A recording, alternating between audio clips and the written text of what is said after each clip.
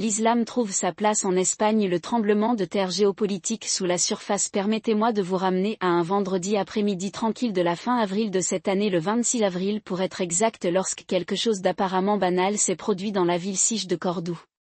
La mosquée locale, la Mesquita cathédrale, l'un des sites religieux les plus contestés d'Europe, a annoncé qu'elle commencerait à diffuser l'appel islamique à la prière, l'adhan, depuis son minaret pour la première fois depuis plus de 500 ans. L'annonce a à peine fait la une des journaux internationaux. Quelques journaux siches ont publié de courts articles, le présentant pour la plupart comme un geste culturel, un clin d'œil au passé mort de la ville, une concession touristique à la communauté musulmane croissante. Le maire de Cordoue l'a qualifié de « symbole de coexistence ». Le gouvernement régional d'Andalousie l'a salué comme un pont entre les civilisations. Même le Vatican, à travers une déclaration discrète du Conseil pontifical pour le dialogue interreligieux, a salué cette décision comme un signe d'espoir dans un monde fracturé. En apparence, ce n'était qu'un autre chapitre de la danse lente et maladroite de l'Europe avec son héritage islamique, un héritage qui, selon à qui vous le demandez, soit enrichit le continent, soit menace de le submerger. Mais voilà, j'ai passé les 3 dernières décennies à étudier l'intersection de la religion, de la démographie et de la géopolitique, et je peux vous dire avec une certitude absolue qu'il ne s'agissait pas seulement d'un événement culturel local. Il s'agit d'un bouleversement géopolitique, qui annonce un changement bien plus important, un bouleversement que les gouvernements occidentaux, les médias et même de nombreux universitaires ignorent ou délibérément minimisent. Ce qui se passe réellement en Espagne, par extension, dans toute l'Europe du Sud ne consiste pas seulement à ce que l'islam retrouve sa place. Il s'agit de la reconfiguration du pouvoir, de l'identité et de l'influence dans une région située au carrefour des civilisations depuis plus d'un millénaire. Et si nous ne comprenons pas les forces en jeu ici, nous nous réveillerons un jour pour découvrir que la carte de l'Europe a changé d'une manière que nous n'avions jamais imaginée. Le fonctionnaire, ce qu'ils veulent que vous croyiez. Commençons par l'histoire qu'on nous raconte. Selon le gouvernement siche, la population musulmane en Espagne augmente, mais il s'agit d'un phénomène gérable, voire bénéfique.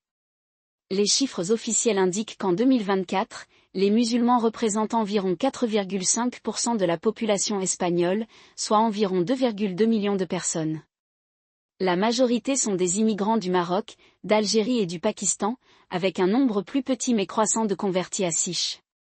Le gouvernement cite les programmes d'intégration, les dialogues interreligieux et les contributions économiques comme la preuve que l'islam est en train d'être absorbé sans friction majeure dans la société laïque et pluraliste espagnole. Le récit médiatique suit de près cette ligne. El País, le journal le plus influent d'Espagne, a publié une série d'articles au cours des 2 dernières années présentant la communauté musulmane comme un élément vital de l'avenir de l'Espagne. Un article de 2023 intitulé « L'islam de la conquête à la coexistence » affirmait que l'histoire de la domination musulmane du pays de la conquête omeyyade en 711 à la chute de Grenade en 1492 a laissé une marque indélébile sur la culture siche, une marque que les musulmans modernes sont simplement en train de récupérer. L'article citait un sociologue de l'université de Grenade qui affirmait que l'Espagne est dans une position unique pour diriger l'Europe dans l'intégration musulmane en raison de sa mémoire historique. Même l'Église catholique, qui a passé des siècles à tenter d'effacer le passé islamique de l'Espagne, a adouci son ton. En 2022, la conférence épiscopale de Siche a publié un document reconnaissant que l'islam fait partie du patrimoine historique et culturel de l'Espagne et appelant à un dialogue respectueux avec les communautés musulmanes. Le pape François lui-même, lors d'une visite en Irak en 2021, a salué l'Espagne comme un modèle pour les relations entre chrétiens et musulmans en Europe. L'Union européenne, pour sa part, a adopté une ligne similaire. Le rapport 2023 de la Commission européenne sur la diversité religieuse dans l'UE a souligné l'Espagne comme une réussite dans la gestion de l'immigration musulmane, citant de faibles niveaux de radicalisation par rapport à la France ou à la Belgique. Le rapport souligne que la population musulmane espagnole est plus jeune, plus instruite et plus intégrée économiquement que dans les autres pays européens. Bruxelles a même financé plusieurs initiatives en Andalousie pour promouvoir le dialogue interculturel, notamment la restauration de monuments de l'époque mauresque et l'enseignement de l'arabe dans les écoles publiques. À première vue, tout cela semble raisonnable. L'Espagne est une démocratie moderne et laïque. Elle a une longue histoire d'échanges culturels avec le monde islamique. Sa population musulmane est relativement petite, de toute évidence, bien intégrée. Le gouvernement est attaché au pluralisme. L'Église se montre conciliante. L'UE y apporte son soutien. Qu'est-ce qu'il ne faut pas croire? Mais le problème, c'est qu'elle repose sur des demi-vérités, des données sélectives et un aveuglement volontaire face aux forces profondes à l'œuvre. Déconstruire ce qui se passe réellement, commençons par les chiffres. Le gouvernement siche affirme que les musulmans représentent 4,5% de la population. C'est le chiffre officiel. Mais voici ce qu'ils ne disent pas, ce chiffre est basé sur l'auto-identification lors du recensement national, qui est notoirement peu fiable en ce qui concerne l'appartenance religieuse. Une étude réalisée en 2022 par le Real Instituto Elcano, le principal groupe de réflexion espagnol sur les affaires internationales, estime que la population musulmane réelle pourrait atteindre 3,5 millions, soit plus près de 7% de la population. Pourquoi cette discrétion? Parce que de nombreux musulmans en Espagne, notamment les immigrés sans papier, ne participent pas au recensement. D'autres, en particulier les Marocains de la deuxième génération, peuvent ne pas s'identifier comme musulmans par crainte de discrimination. Mais même ce chiffre de 7% est trompeur. Parce que la population musulmane d'Espagne n'est pas répartie de manière égale. Elle est concentrée dans des régions spécifiques, l'Andalousie, la Catalogne, Madrid et les villes autonomes de Ceuta et Melilla, qui sont de facto des territoires marocains sur la côte nord-africaine. Dans certains quartiers de Barcelone et de Madrid, les musulmans représentent déjà 20 à 30% de la population. À Ceuta et Melilla, ils sont majoritaires. Et voici que la population musulmane d'Espagne augmente à un rythme de 3 à 4% par an, non seulement à cause de l'immigration, mais aussi à cause de taux de natalité plus élevés. Le Pew Research Center prévoit que d'ici 2050, les musulmans pourraient représenter 10 à 12% de la population espagnole, même si toute immigration s'arrêtait demain. Parlons maintenant d'intégration. Le gouvernement siche aime souligner les faibles niveaux de radicalisation comme preuve que sa communauté musulmane est bien intégrée. Et c'est vrai, l'Espagne n'a pas connu le même niveau de violence djihadiste que la France ou la Belgique.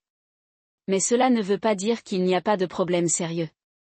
Un rapport de 2023 du Centro Nacional de Inteligencia Espagnol, l'agence de renseignement du pays, a révélé que si seulement 0,1% des musulmans siches sont impliqués dans des réseaux extrémistes, un pourcentage beaucoup plus élevé, environ 15%, a des opinions incompatibles avec les valeurs démocratiques siches. Cela inclut le soutien à la charia, l'opposition à l'égalité des sexes et l'hostilité envers les droits LGBTQ+. Le rapport avertit que ces opinions sont de plus en plus ancrées parmi les jeunes musulmans, en particulier ceux nés en Espagne. Se pose ensuite la question de l'influence politique. Le gouvernement siche courtise discrètement les électeurs musulmans depuis des années. En 2021, le Parti socialiste au pouvoir a nommé le tout premier secrétaire d'État musulman d'Espagne, Rachid El Yamani, un avocat d'origine marocaine qui avait auparavant travaillé comme conseiller auprès du gouvernement marocain. La nomination d'El Yamani a été présentée comme une étape historique vers la diversité. Mais voici ce que personne dans les médias siche. El Yamani n'est un proche collaborateur de Nasser Bourita, le ministre marocain des Affaires étrangères et l'une des figures les plus puissantes de la géopolitique nord-africaine. Bourita, à son tour, a joué un rôle clé dans les efforts du Maroc pour étendre son influence en Espagne, en particulier dans les villes autonomes de Ceuta et Melilla. Cela nous amène au véritable éléphant dans la stratégie à long terme du Maroc en Espagne. Depuis des décennies, Rabat travaille discrètement mais systématiquement à réislamiser la péninsule ibérique, non pas par la conquête, mais par la démographie, l'économie et le soft power. Le roi du Maroc Mohamed VI, qui se présente comme le « commandeur des croyants », s'est donné pour priorité de soutenir les communautés musulmanes en Europe, notamment en Espagne. Le gouvernement marocain finance des mosquées, des écoles islamiques et des centres culturels en Andalousie et en Catalogne. Elle fournit des imams, des manuels scolaires et même un soutien financier aux associations musulmanes. Et ce, non pas par altruisme, mais dans le cadre d'une stratégie délibérée visant à étendre l'influence du Maroc en Europe. J'ai vu cela se dérouler de première main. En 2019, j'étais à Grenade pour une conférence sur le patrimoine islamique en Europe. Un soir, j'ai dîné avec un groupe de diplomates marocains et d'universitaires siches. Autour d'une paella et d'un vin, l'un des diplomates, un homme qui avait passé des années au ministère espagnol des Affaires étrangères, s'est penché et a dit quelque chose qui m'a marqué. L'Espagne n'est pas seulement un pays, a-t-il déclaré. C'est un projet. Et ce projet n'est pas encore terminé. Quand je lui ai demandé ce qu'il voulait dire, il a souri et a répondu, Al-Andalus n'était pas seulement un royaume. C'était une idée. Et les idées ne meurent jamais vraiment. Cette conversation m'a ouvert les yeux sur quelque chose que j'avais. La réislamisation de l'Espagne n'est pas seulement un phénomène démographique ou culturel. C'est une question géopolitique. Et elle est motivée par des forces que la plupart des Européens et la plupart des Américains ne comprennent pas pleinement. L'ex-dette géopolitique, le grand jeu pour la Méditerranée. Pour comprendre ce qui se passe réellement en Espagne, il faut sortir. Sortie. Car il ne s'agit pas seulement de l'appel à la prière de Cordoue ou de l'influence du Maroc en Andalousie. Il s'agit d'une lutte plus large pour le contrôle de la Méditerranée, une lutte qui oppose les États-Unis, l'Europe, la Russie, la Chine et les puissances émergentes du monde islamique dans un jeu d'influence aux enjeux élevés. Commençons par les États-Unis. Pendant des décennies, Washington a considéré l'Europe comme son allié le plus important, un rempart contre l'action russe et un partenaire dans le maintien de l'ordre mondial. Mais ces dernières années, cette relation s'est effilochée. Les États-Unis ont été distraits par leur pivot vers l'Asie, leur guerre sans fin au Moyen-Orient et leurs propres divisions intérieures.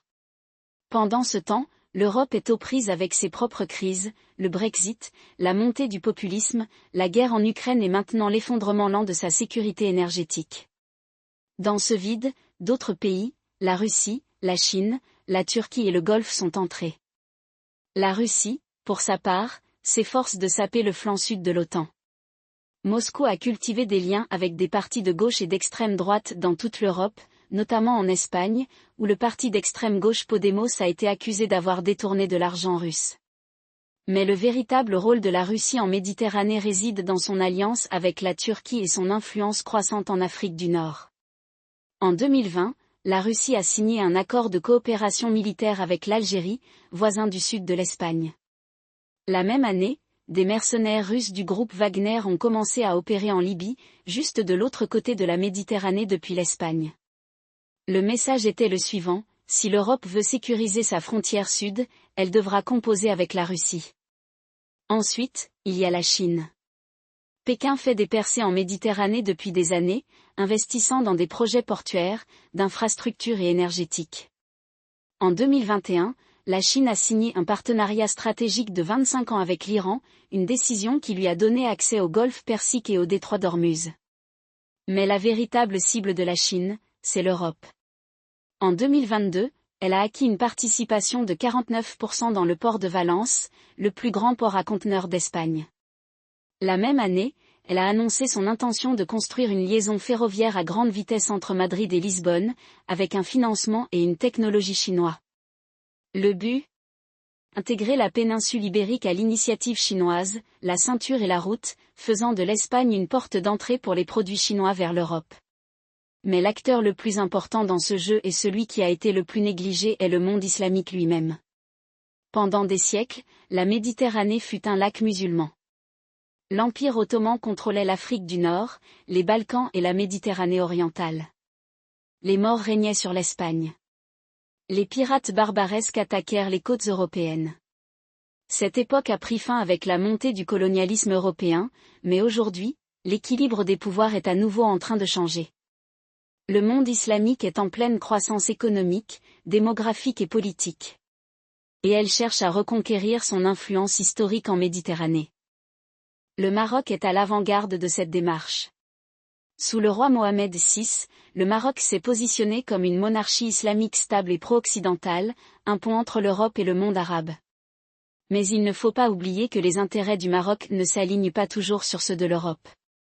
Rabat est aux prises avec un différend qui dure depuis des décennies avec l'Espagne sur le statut de Ceuta et Melilla, que le Maroc revendique comme étant les siens. Il a également été accusé d'utiliser la migration comme une arme, permettant aux Africains subsahariens de passer en Espagne pour faire pression sur Madrid sur d'autres questions. La Turquie est un autre acteur clé. Sous Recep Tayyip Erdogan, la Turquie mène une politique étrangère néo-ottomane, cherchant à restaurer son influence sur les anciens territoires de l'Empire ottoman. Cela inclut les Balkans, le Caucase, et surtout, la Méditerranée. La Turquie a étendu sa présence navale dans la région, se heurtant à la Grèce et à Chypre au sujet des droits d'exploration gazière. Il courtise également les communautés musulmanes en Europe, notamment dans les Balkans et en Europe occidentale. En 2021, Erdogan a prononcé un discours à Cologne, en Allemagne, dans lequel il a déclaré aux immigrants turcs qu'ils étaient « l'avenir de l'Europe » et les a exhortés à résister à l'assimilation. Les États du Golfe, notamment l'Arabie saoudite et les Émirats arabes unis, sont également de la partie. Les deux pays ont investi massivement en Europe, rachetant des biens immobiliers, des médias et même des clubs de football. Mais leur véritable intérêt est de façonner l'avenir de l'islam en Europe. L'Arabie saoudite, en particulier, a dépensé des milliards pour promouvoir son islam wahhabite ultra-conservateur, finançant des mosquées et des écoles islamiques à travers le continent. Les Émirats arabes unis, quant à eux, prônent un islam plus modéré, favorable à l'État, se positionnant comme un contrepoids à l'Arabie saoudite et aux frères musulmans. Alors, quelle est la place de l'Espagne dans tout cela? L'Espagne est le maillon faible du flanc sud de l'Europe. Elle est géographiquement exposée, avec 2 frontières terrestres avec le Maroc et un long littoral poreux. Il est politiquement divisé, avec un gouvernement de coalition fragile qui dépend du soutien des partis d'extrême gauche et régionalistes. Le pays est économiquement vulnérable, avec un chômage élevé et une forte dépendance au tourisme. Et il est en proie à un conflit culturel, avec une crise d'identité profondément enracinée liée à son passé islamique. Cela fait de l'Espagne une cible privilégiée pour toute influence extérieure. Le Maroc veut réislamiser l'Andalousie. La Turquie veut étendre son influence au sein de la communauté musulmane espagnole. Les États du Golfe veulent façonner l'avenir de l'islam en Europe. La Russie et la Chine veulent exploiter les vulnérabilités de l'Espagne pour affaiblir l'OTAN et l'UE. Et les États-Unis? Eh bien, Washington est trop distrait pour remarquer ce qui se passe jusqu'à ce qu'il soit trop tard. Militaire et stratégique, la tempête à venir. Parlons de la dimension militaire, car c'est là que les choses deviennent vraiment dangereuses. L'Espagne est membre de l'OTAN, mais son armée n'est plus que l'ombre de ce qu'elle était autrefois. Les forces armées de Sych ont été affaiblies par les coupes budgétaires, le vieillissement des équipements et le manque de volonté politique. La marine, censée patrouiller en Méditerranée et dans l'Atlantique, ne compte plus que 12 frégates, soit la moitié de ce qu'elle avait dans les années 1990. L'armée de l'air utilise des F-18 plus âgés que la plupart de ses pilotes. Et l'armée est tellement sous-financée qu'elle a dû compter sur des chars allemands et des hélicoptères américains d'occasion. Cette faiblesse n'est pas passée inaperçue. Le Maroc, qui modernise son armée avec l'aide américaine et française, fait preuve de ses muscles dans la région. En 2021, le Maroc et l'Espagne ont failli entrer en guerre pour le statut du Sahara occidental, ancienne colonie de Sych que le Maroc occupe depuis 1975. La crise a été déclenchée lorsque l'Espagne a autorisé le chef du Front Polisario, le mouvement indépendantiste sahraoui, à recevoir des soins médicaux à Madrid. Le Maroc a répondu en ouvrant ses frontières à des milliers de migrants subsahariens, qui ont pris d'assaut les clôtures de Ceuta et Melilla lors d'un assaut coordonné. Le gouvernement Sych a été complètement pris au dépourvu. Il a fallu des semaines pour rétablir l'ordre, et la crise a révélé à quel point l'Espagne est vulnérable aux pressions marocaines. Mais le véritable danger n'est pas une guerre conventionnelle avec le Maroc. C'est la militarisation lente et rampante de la communauté musulmane d'Espagne. J'ai passé des années à étudier la manière dont les mouvements islamistes opèrent en Europe, et je peux vous dire que la plus grande menace n'est pas le terrorisme djihadiste, mais l'érosion progressive du contrôle de l'État sur les zones à majorité musulmane. En France, cela s'est déjà produit dans les banlieues, ces ghettos de banlieue où la police n'ose pas entrer. En Belgique, cela se passe à Molenbeek, le quartier qui a produit certains des assaillants de Paris et de Bruxelles. Et en Espagne, cela commence à se produire à Ceuta, Melilla et dans les quartiers populaires de Barcelone et de Madrid. Le gouvernement Sych insiste sur le fait qu'il maîtrise la situation. Mais les données racontent une autre histoire. Un rapport de 2023 de l'Instituto Español de Estudio Estratégico, un groupe de réflexion lié au ministère de la Défense de Sych, avertissait que des « sociétés parallèles » émergeaient au sein des communautés musulmanes d'Espagne. Le rapport révèle que dans certains quartiers, les conseils de la charia opèrent en toute impunité, résolvant les différends en dehors du système juridique siche. Il a également noté qu'un nombre croissant de femmes musulmanes subissent des pressions pour qu'elles portent le hijab, même dans les écoles publiques. Le rapport concluait que l'Espagne risque de suivre le même chemin que la France et la Belgique, où l'État a perdu le contrôle de certaines parties de son territoire. Les implications militaires de cette situation sont profondes. Si la population musulmane d'Espagne continue de croître et si l'intégration continue d'échouer, nous pourrions assister à l'émergence de zones interdites, des zones où l'État siche n'a aucune autorité et où les groupes islamistes opèrent librement.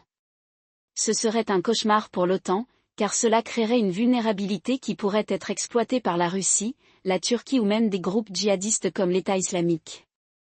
Mais le véritable danger est encore plus insidieux. Car si la communauté musulmane d'Espagne se radicalise, ce ne sera pas seulement une menace pour la sécurité, mais aussi une menace géopolitique. Une population musulmane radicalisée en Espagne serait un outil parfait pour les puissances extérieures. Le Maroc pourrait l'utiliser pour faire pression sur l'Espagne sur Ceuta et Melilla. La Turquie pourrait l'utiliser pour étendre son influence en Europe. Les États du Golfe pourraient l'utiliser pour promouvoir leur type d'islam. Et la Russie ? Eh bien, Moscou a une longue histoire d'exploitation des influences ethniques et religieuses. Tension pour déstabiliser l'Occident. Et n'oublions pas que l'Espagne est un membre essentiel de l'OTAN, elle abrite des bases militaires clés comme Rota, qui héberge le système de défense antimissile Aegis de la marine américaine, et Morón, une base avancée pour les forces américaines en Afrique et au Moyen-Orient. Si la cohésion interne de l'Espagne s'effrite, le flanc sud de l'OTAN s'effrite également. Or, ce que la plupart des gens ne réalisent pas, c'est qu'il ne s'agit pas uniquement de djihadisme. La menace est bien plus complexe. Prenez le Maroc, par exemple. Rabat joue depuis des décennies un long jeu en Espagne, utilisant la migration comme levier géopolitique. En 2021, lorsque l'Espagne a autorisé Brahim Ghali, le chef du Front Polisario, un groupe luttant pour l'indépendance du Sahara occidental, à recevoir des soins médicaux à Logroño, le Maroc a réagi en ouvrant les vannes. Plus de 10 000 migrants ont afflué à Ceuta en une seule journée, submergeant les forces frontalières de Siche. Il s'agissait d'une décision délibérée et calculée, qui rappelle que le Maroc peut faire de la migration une arme à tout moment. Et si la population musulmane espagnole se radicalise davantage, Rabat pourrait en profiter pour déstabiliser davantage le pays, notamment à Ceuta et Melilla, où l'irrédentisme marocain est déjà un problème latent. Et puis il y a la Turquie. Ankara a exercé de manière agressive son influence auprès des communautés musulmanes d'Europe par l'intermédiaire du Diyanet, la direction des affaires religieuses de Turquie. En Espagne, la Diyanet gère plus de 200 mosquées, dont beaucoup sont financées par les contribuables turcs. Le gouvernement d'Erdogan n'a pas caché son ambition de se positionner comme le leader du monde musulman, et les communautés de la diaspora européenne constituent un élément clé de cette stratégie. En 2020, les services de renseignement de Siche ont découvert un réseau d'imams turcs en Catalogne qui faisait activement la promotion de l'islam politique d'Erdogan, complété par une rhétorique anti-occidentale et des appels à la loyauté envers Ankara. Si la population musulmane espagnole devient plus réceptive à l'influence turque, elle pourrait créer une cinquième colonne, celle qui répondrait à Erdogan et non à Madrid. Laissez-moi vous expliquer pourquoi cela est important pour l'OTAN. L'armée espagnole est déjà à bout de souffle. Le pays consacre seulement 1,3% de son PIB à la défense, bien en dessous de l'objectif de 2% de l'OTAN. Ses forces armées sont sous-financées, ses équipements vieillissent et ses effectifs de recrutement diminuent. Si l'Espagne doit détourner des ressources pour contrer les menaces internes, qu'elles proviennent des cellules djihadistes, de la subversion marocaine ou des opérations d'influence turque, elle aura moins de capacité à contribuer aux missions de l'OTAN. Cela affaiblit le flanc sud de l'Alliance à un moment où la Russie recherche ses vulnérabilités. Il suffit de regarder ce qui s'est passé au Sahel. Lorsque la France s'est retirée du Mali et du Burkina Faso, le groupe russe Wagner est intervenu, comblant le vide. Si la stabilité interne de l'Espagne s'érode, Moscou pourrait exploiter le chaos, soit en soutenant les mouvements séparatistes en Catalogne, soit en entretenant des liens avec les communautés musulmanes radicalisées. Voilà pourquoi l'establishment espagnol refuse de reconnaître l'ampleur du problème. Le gouvernement insiste sur le fait que l'intégration fonctionne, que la communauté musulmane est pacifique et que l'extrême droite constitue la véritable menace. Mais les données ne soutiennent pas ce récit. Une enquête réalisée en 2022 par le Real Instituto Elcano a révélé que 45% des musulmans sikhs de moins de 30 ans pensent que la charia devrait avoir préséance sur la loi sikh en matière de famille et de statut personnel. Ce n'est pas une vision marginale, cela représente près de la moitié d'une génération. Pourtant, le gouvernement continue de minimiser les risques, préférant se concentrer sur la lutte contre l'islamophobie, plutôt que sur les causes profondes de la radicalisation. Les implications militaires sont encore plus alarmantes. Les services de renseignement espagnols ont déjà averti que les groupes djihadistes utilisaient le pays comme plaque tournante logistique.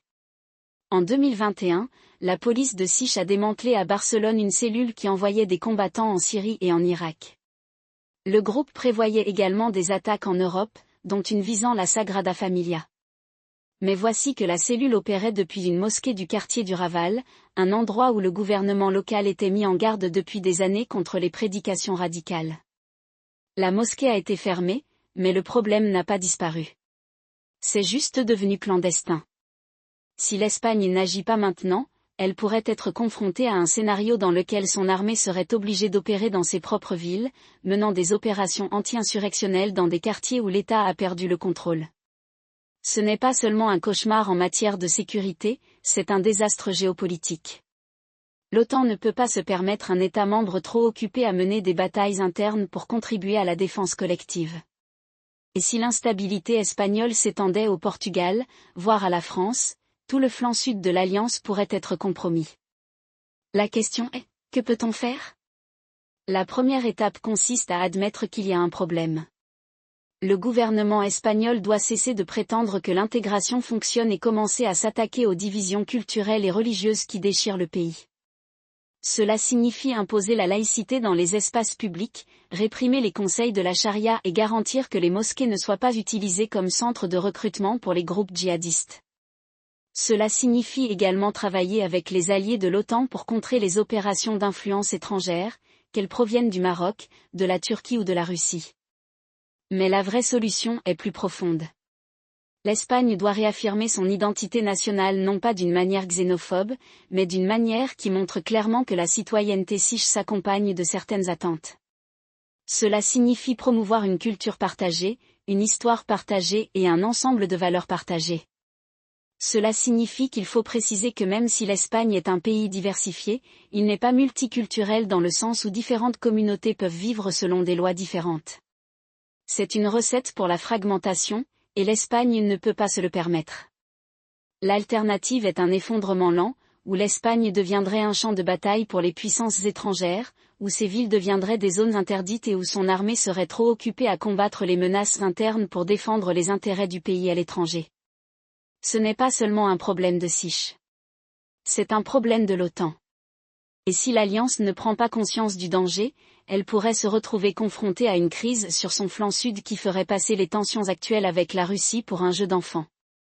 Ce que la plupart des gens ne réalisent pas, c'est que la classe politique espagnole est déjà profondément divisée sur la manière de gérer cette crise et cette division ne fait qu'aggraver le problème.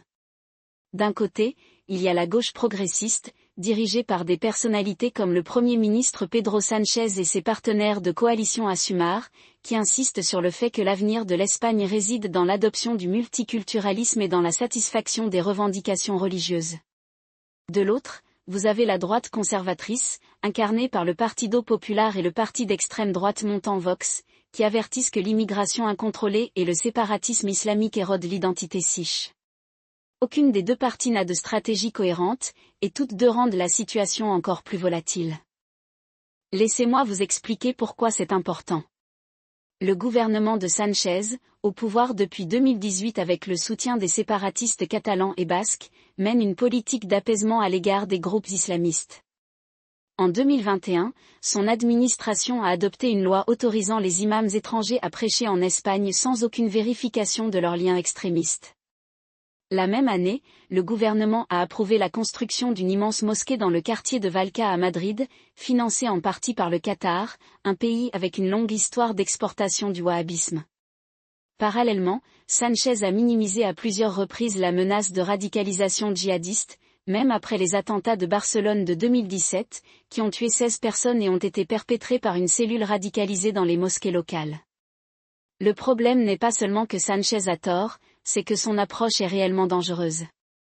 En refusant de reconnaître le lien entre immigration incontrôlée et radicalisation islamiste, son gouvernement a créé un vide que les extrémistes comblent. Prenons le cas de Ceuta et Melilla, les deux enclaves espagnoles d'Afrique du Nord. En 2021, plus de 10 000 migrants ont pris d'assaut la frontière en une seule journée, submergeant les autorités locales. Beaucoup d'entre eux étaient marocains, mais un nombre important d'entre eux venaient d'Afrique subsaharienne, notamment de pays comme le Mali et le Burkina Faso, où sont actifs des groupes djihadistes comme Al-Qaïda au Maghreb islamique et l'État islamique au Grand Sahara. Les services de renseignement de SICH ont depuis confirmé qu'au moins certains de ces migrants s'étaient radicalisés avant d'arriver en Europe.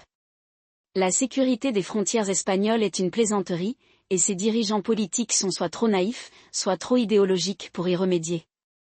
Le Partido Popular, malgré tous ses discours durs, n'a pas fait grand-chose pour inverser ses politiques lorsqu'il était au pouvoir. En fait, c'est sous le gouvernement de Mariano Rajoy qu'en 2013 l'Espagne a signé un accord controversé avec le Maroc autorisant Rabat à contrôler les flux migratoires en échange d'une aide économique, un accord qui a effectivement sous-traité la sécurité des frontières à un pays ayant tout intérêt à déstabiliser l'Espagne. Et maintenant, avec Vox qui gagne du terrain, la droite se dirige vers un autre type d'extrémisme, un extrémisme qui confond tous les musulmans avec les terroristes et appelle à des expulsions massives. Aucune des deux approches ne fonctionnera. La vraie question est de savoir si le système politique espagnol est capable de faire face à cette crise. Le pays est profondément polarisé, avec des mouvements séparatistes régionaux en Catalogne et au Pays Basque qui mettent déjà à rude épreuve l'unité de l'État. Ajoutez à cela l'influence croissante des groupes islamistes dans des villes comme Barcelone, Madrid et Malaga, et vous obtenez une recette pour la fragmentation. Les élections générales de 2023 ont été un réveil. Vox a remporté 15% des voix, son meilleur résultat jamais enregistré, tandis que les partis traditionnels ont vu leur soutien s'éroder.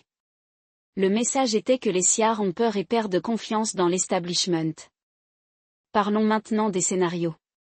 Si le gouvernement de Sánchez continue sur sa lancée actuelle, nous nous dirigeons vers une balkanisation lente de l'Espagne. Le résultat le plus probable est l'émergence de sociétés parallèles des quartiers où la charia est appliquée de facto, où les femmes subissent des pressions pour qu'elles portent le hijab et où la loi SICH est ignorée. Nous l'avons déjà vu dans certaines régions de Catalogne, où les autorités locales ont fermé les yeux sur la polygamie et les mariages de mineurs dans les communautés musulmanes. Si cette tendance se poursuit, l'Espagne pourrait voir se développer des zones interdites, similaires à celles de la France et de la Belgique, où la police hésite à entrer et où les recruteurs djihadistes opèrent en toute impunité. L'alternative est une réaction violente, un virage vers l'autoritarisme, où l'État réprime les groupes islamistes mais restreint également les libertés civiles au nom de la sécurité. C'est la voie qu'a empruntée la France, avec sa loi antiséparatisme controversée et son interdiction du hijab dans l'espace public. Mais l'Espagne n'est pas la France. Ses institutions sont plus faibles, son économie plus fragile et sa classe politique plus divisée. Une approche autoritaire pourrait provoquer une réaction violente, non seulement de la part des djihadistes mais aussi de la part des modérés qui se sentent ciblés par l'État. Ensuite, il y a une attaque terroriste majeure. L'Espagne a eu de la chance jusqu'à présent, sa dernière attaque majeure remonte à 2017, et depuis lors, la menace a été tenue à distance grâce à une combinaison de chance et d'opérations antiterroristes efficaces. Mais la chance s'épuise. Si l'Espagne subit une nouvelle attaque de l'ampleur des attentats à la bombe dans un train de Madrid en 2004, qui ont tué 193 personnes, les conséquences politiques pourraient être catastrophiques. Le public exigerait des mesures, et le gouvernement serait soumis à une immense pression pour y répondre. Le risque est qu'il réagisse de manière excessive, aliénant la communauté musulmane et poussant davantage de jeunes hommes vers la radicalisation. Alors, où cela nous mène-t-il ? Le scénario le plus probable est une érosion progressive de la souveraineté de SICH, dans laquelle l'État perd le contrôle de certaines parties de son territoire au profit de groupes islamistes, tandis que la classe politique reste paralysée par des luttes intestines. Il ne s'agit pas d'une prédiction catastrophique, mais d'une observation de tendances déjà en mouvement. Le déclin démographique de l'Espagne, sa stagnation économique et ses dysfonctionnements politiques la rendent vulnérable aux menaces externes et internes. Et si le pays continue sur sa trajectoire actuelle, l'OTAN ne tardera pas à se poser une question difficile. Pouvons-nous compter sur un État membre qui ne peut même pas contrôler ses propres frontières? La réponse est malheureusement non. Et c'est pourquoi ce n'est pas seulement un problème de Sich, c'est un problème européen. Si l'Espagne tombe, c'est tout le flanc sud de l'OTAN qui est en danger. Et si cela se produit, l'Alliance devra faire face à une crise qui fait passer la guerre en Ukraine pour un spectacle secondaire. Ce que la plupart des gens ne réalisent pas, c'est que la situation difficile de l'Espagne n'est pas seulement liée à l'islam ou au terrorisme, elle est également liée à l'effondrement d'un certain type d'appareil politique européen. La transition post-franquiste s'est construite sur une libéralisation économique délicate sans rupture politique, une autonomie régionale sans dissolution fédérale et une laïcité sans laïcité agressive. Cet équilibre est en train de s'effriter, et l'islam n'est que le symptôme le plus visible d'un échec structurel plus profond. La question n'est pas de savoir si l'Espagne peut intégrer sa population musulmane, mais plutôt de savoir si l'Espagne peut encore fonctionner comme un État cohérent. Laissez-moi vous expliquer pourquoi c'est important au-delà des Pyrénées. Le flanc sud de l'Espagne n'est pas seulement une préoccupation de l'OTAN, c'est une vulnérabilité géoéconomique. Le détroit de Gibraltar est le point d'étranglement maritime le plus critique au monde après Ormuz, avec plus de 100 000 navires qui le traversent chaque année, soit plus que les canaux de Suez et d'Ama réunis. Si des groupes islamistes, qu'ils soient djihadistes ou simplement opportunistes, prennent pied à Ceuta, Melilla ou dans la mer des Alborans, ils n'ont pas besoin de s'emparer de territoires pour perturber le commerce mondial. Quelques attaques bien placées contre les infrastructures portuaires ou une campagne de sabotage maritime pourraient faire monter en flèche les primes d'assurance et forcer un réacheminement vers la route plus longue et plus coûteuse du Cap de Bonne-Espérance. Les répercussions économiques seraient une hausse des prix de l'énergie en Europe, une fracture des chaînes d'approvisionnement et une nouvelle crise dans la zone euro, déjà fragile. Il ne s'agit pas ici de spéculation, mais d'une doctrine de base en matière de sécurité maritime, le genre de jeu de guerre que les planificateurs de l'OTAN pratiquent depuis les années 1970. Voilà un inconfortable, l'establishment espagnol n'a pas de grande stratégie pour cela. La gauche, incarnée par la coalition de Pedro Sánchez, est trop occupée à gérer sa propre survie pour faire face aux implications à long terme du changement démographique. La droite, emmenée par le PP et Vox, oscille entre déni et nativisme. Aucune des deux parties n'a de vision cohérente de ce à quoi devrait ressembler l'Espagne en 2050, et encore moins de feuille de route pour y parvenir. Ce qui se rapproche le plus d'une stratégie est la militarisation discrète des provinces du sud, davantage de patrouilles de la Guardia Civile, une surveillance accrue dans les quartiers musulmans et une constitution lente mais régulière d'unités de forces spéciales en Andalousie. Mais c'est réactif et non proactif. C'est le genre de demi-mesure qui permet de gagner du temps sans résoudre le problème sous-jacent. Alors quelles sont les alternatives? Il existe 3 voies plausibles, chacune comportant ses propres risques. Le premier est le modèle français, une laïcité musclée qui traite l'islam comme une menace pour la sécurité plutôt que comme une communauté religieuse. Cela signifierait interdire le hijab dans les institutions publiques, réprimer les certifications halal et surveiller de manière agressive les mosquées pour détecter tout signe de radicalisation. L'avantage est que cela montrerait clairement que l'Espagne n'est pas un pays musulman et que l'islam doit s'adapter aux normes sich, et non l'inverse. L'inconvénient est que cela se retournerait presque certainement contre vous. L'approche française a déjà radicalisé une génération de jeunes musulmans, et la communauté musulmane espagnole est bien plus intégrée sur le marché du travail que celle de la France. Plus de 60% des musulmans sich ont un emploi, contre seulement 40% en France, selon une étude Pew de 2022. Les aliénés seraient économiquement et socialement désastreux. La deuxième voie est le modèle britannique, une approche non interventionniste qui permet à des sociétés parallèles de se développer, l'État n'intervenant que lorsque la violence éclate. C'est essentiellement ce que fait l'Espagne depuis les années 1990, et c'est pourquoi des lieux comme El Principe à Ceuta ou le Raval à Barcelone sont devenus de facto des zones autonomes. Le problème est que ce modèle ne fonctionne que si l'État conserve le monopole de la violence et en Espagne, ce monopole est déjà en train de s'effilocher. La montée des gangs narco-islamistes en Catalogne, l'influence croissante des réseaux de renseignement turcs et marocains dans les mosquées et le nombre croissant de convertis sich rejoignant les groupes djihadistes suggèrent que le modèle britannique n'est plus viable. La troisième option est le modèle allemand, une politique d'intégration structurée combinant incitation économique et assimilation culturelle. Cela signifierait des cours de langue obligatoires, des programmes de théologie islamique financés par l'État dans les universités et une répression du financement étranger des mosquées. Le défi est que le modèle allemand fonctionne parce que l'Allemagne possède un État fort, une bureaucratie fonctionnelle et une culture de respect des règles. L'Espagne n'a rien de tout cela. Ses gouvernements régionaux sont plus puissants que l'État central dans de nombreux domaines, sa bureaucratie est notoirement corrompue et sa classe politique est plus intéressée par les gains à court terme que par la gouvernance à long terme. La mise en œuvre du modèle allemand en Espagne nécessiterait un niveau de réforme institutionnelle qu'aucun gouvernement siche n'a été capable de réaliser depuis les années 1980.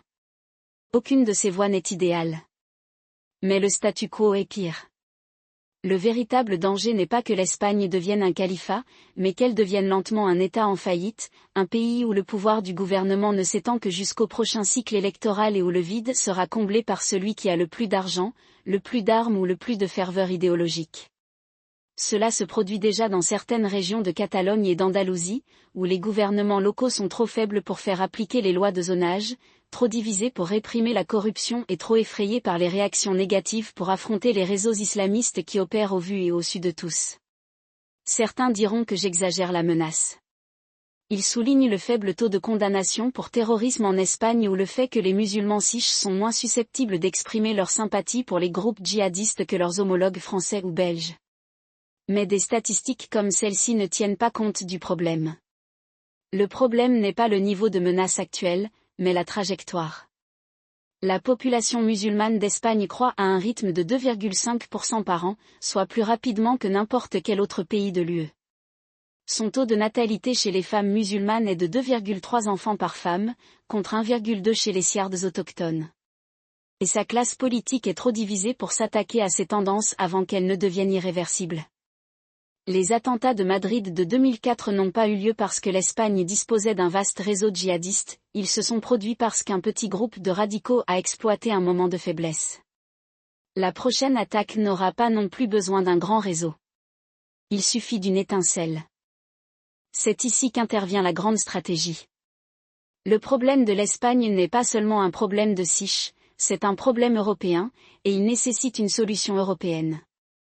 Le flanc sud de l'OTAN ne peut être sécurisé par les seuls moyens militaires.